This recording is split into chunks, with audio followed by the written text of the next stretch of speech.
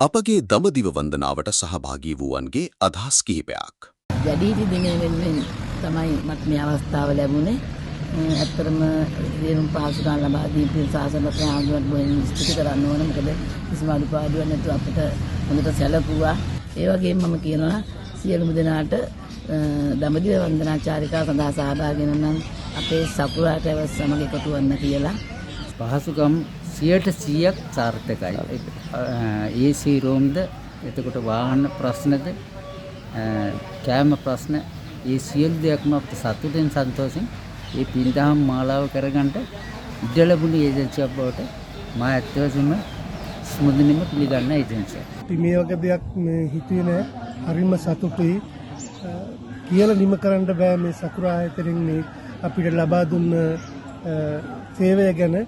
අපි මෙහෙම බලාපොරොත්තු වෙන්නේ මේ ආයතනෙන් මේ අපි ගැන සොයලා බලලා දෙමව්පියෝ වගේ අපි ඉන්න සෑම තැනටම ඇවිල්ලා අපි ගැන හොඳට හොයලා බලලා කෑවද බිව්වද කියලා අහලා අපේ ආපු නඩේ ගැන හොයලා බලලා අපිට සියලු පහසුකම් සපයලා දුන්නා.